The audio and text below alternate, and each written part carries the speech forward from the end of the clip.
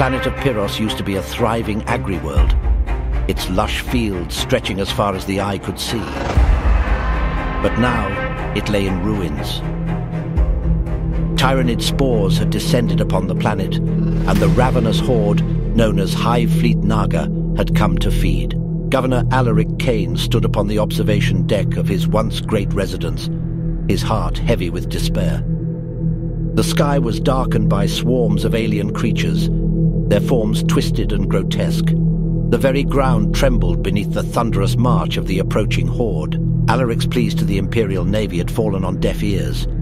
The tendrils of the Tyrannid threat had crept too close, and the system's isolation had left them stranded.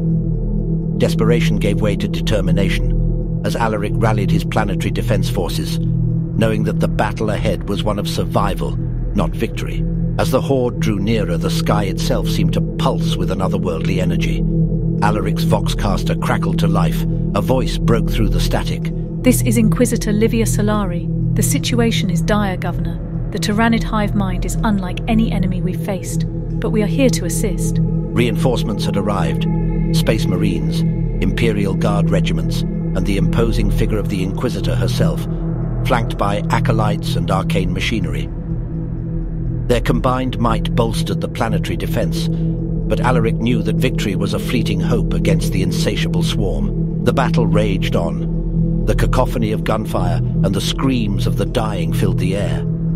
But the Tyrannids were relentless, their monstrous forms crashing through the defensive lines like a tide of destruction. Alaric fought valiantly, his last pistol and combat blade clashing against the chitinous hide of a gaunt. As the day turned to night, the defenders found themselves retreating, their ranks decimated by the relentless assault. The wounded were evacuated, and the survivors regrouped within the crumbling ruins of Pyrrhus's capital city.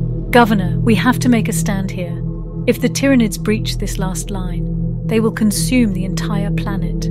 Desperation gave birth to a plan, sacrificing the capital to stall the horde, buying time for the remaining survivors to escape.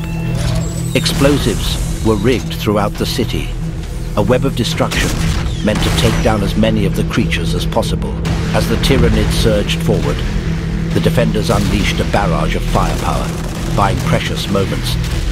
And then, the explosives detonated, turning the city into a cataclysmic inferno.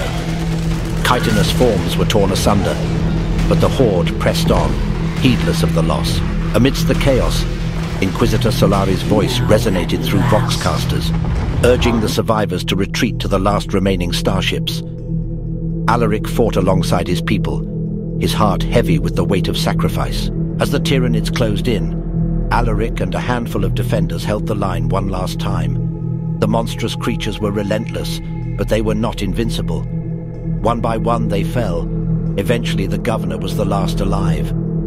Bloodied and battered, Alaric met his end, his combat blade driving into the maw of a ravenous creature, even as its talons pierced his body. The survivors managed to escape Pyros aboard the starships, watching as the planet was consumed by the Tyrannid swarm.